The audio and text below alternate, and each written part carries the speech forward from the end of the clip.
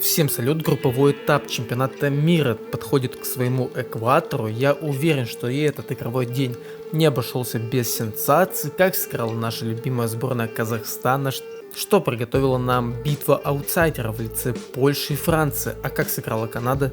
Все это в сегодняшнем выпуске мы начинаем. Но перед этим у меня к вам огромная просьба поставить лайк на это видео, а также подписаться на телеграм-канал, где каждый день выходит максимально оперативная информация, какие-то мои рассуждения, интересные викторины и опросы на тему хоккея. Ссылка в описании, а QR-код на вашем экране. Если хотите поддержать или отблагодарить меня, вы это можете сделать по второй ссылке в описании или по QR-коду слева на вашем экране. Большое вам спасибо, только с вашей поддержкой я смогу продолжать вести этот канал, ведь на нем пока нет ни единой рекламы. Начинаем с не самого интересного матча для широкого зрителя, но очень важного для самих сборных. Дания-Норвегия. Матч обещает быть очень захватывающим. Норвегии мечтать о плей-офф пока рано, а вот беспокоиться о сохранении прописки в элитном дивизионе пожалуй стоит, но пока они только отдаляются от этой цели. На старте чемпионата скандинавы проиграли 3 своих матча из 3. Да, календарь был довольно тяжелый, но кому сейчас легко? Дания в свою очередь ударно начали ЧМ, выиграв 5-1 у Австрии, потом получили бумеранг, но от Канады, поэтому шансы зацепиться за плей-офф еще есть, и если они хотят их кратно увеличить, то обыгрывать сборную Норвегии команда обязана. Давайте посмотрим, как сложился этот матч.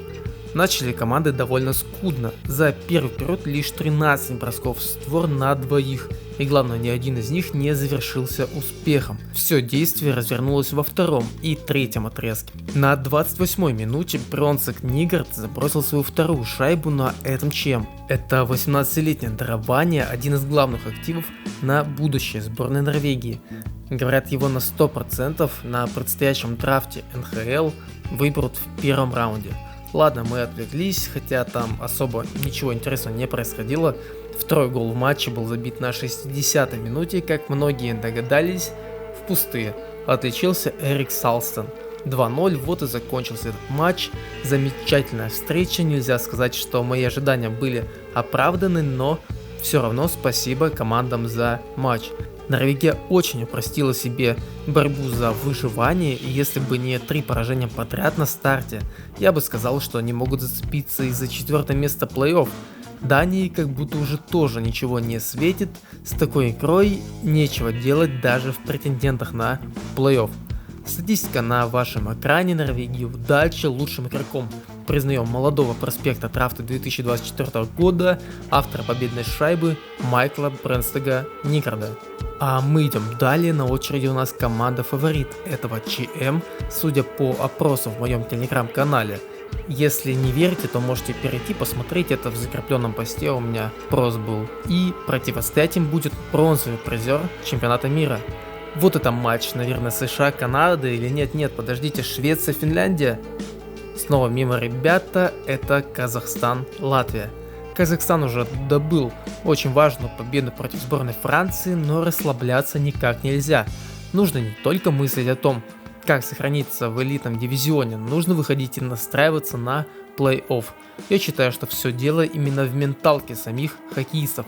Так называемая психология лузера, это никому не в обиду.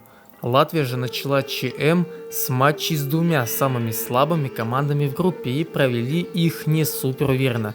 Обе победы были добыты в овертайме усилиями Даугавинша. Если они ничего не изменят в своей игре, то такую Латвию правда можно обыгрывать командам удач, а мы идем на это смотреть. В первом периоде преимуществом владела сборная Казахстана, но исключительно из-за постоянных удалений со стороны Латвии. Но реализовать это преимущество не получилось. А во втором Латвия начала наказывать, сначала быстрее всех. На пятаке ковырнул шайбу Роберт Букерс, а через пару минут Игл подкараулил ошибку казахстанцев и забил важнейший гол. Латвия окончательно отошла назад, не спешила атаковать, а Казахстан просто не смог ничего сделать. Ну, моменты-то честно были, но реализация очень сильно подвела. Поэтому матч так и завершился 2-0.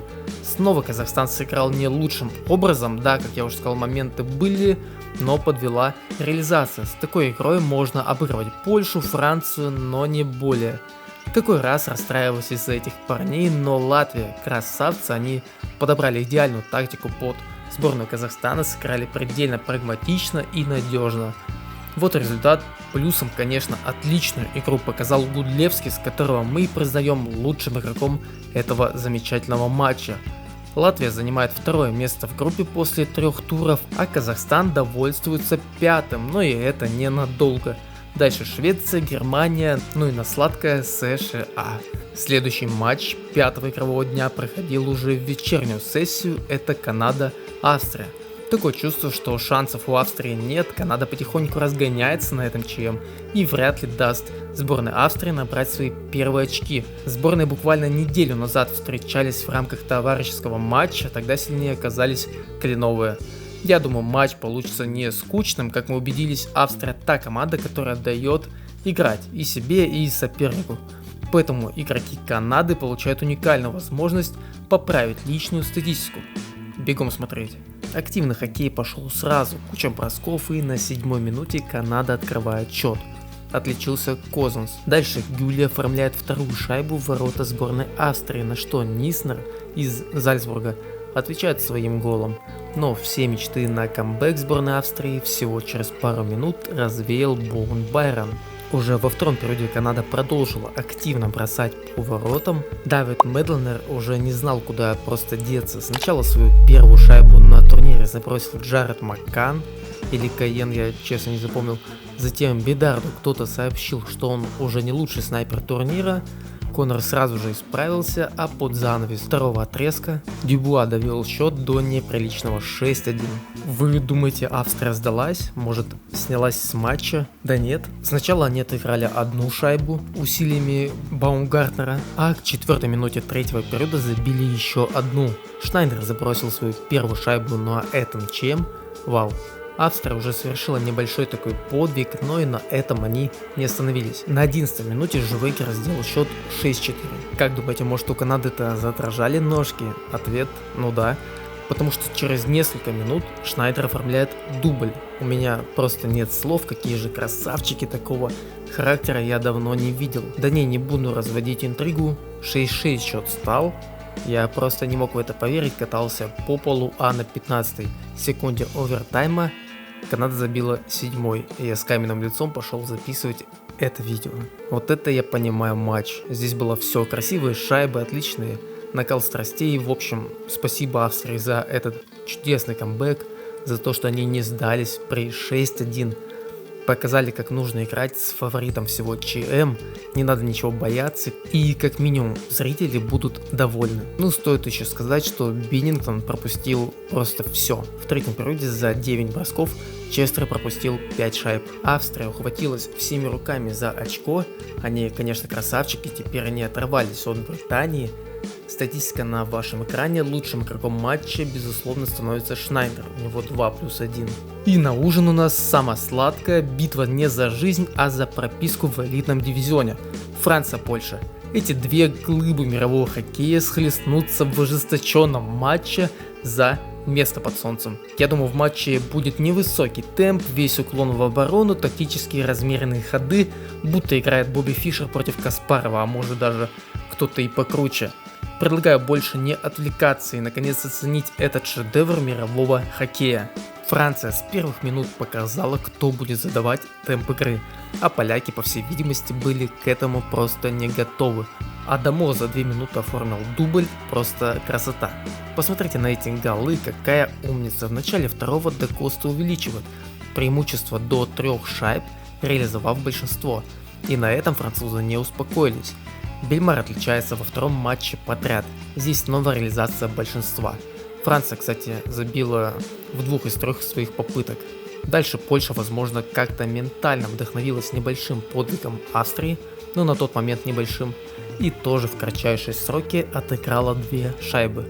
На 37-й минуте отличился Доминик Пас, а затем через минуту Фрашко.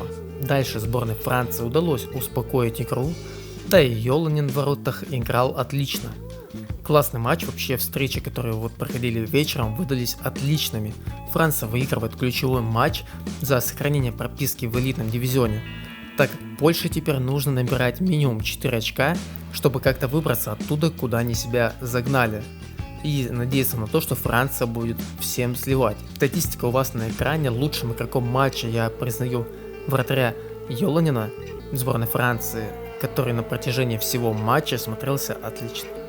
На этом у нас все. Итоговые результаты и таблицу вы сейчас видите на своем экране. Пишите, какой матч вас порадовал или удивил больше всего. А если вам понравился такой формат, то подписывайтесь на канал, ставьте лайк. Не забывайте про Telegram и Boosty, ссылка в описании и на вашем экране. Спасибо еще раз за просмотр. Всем больше хоккея.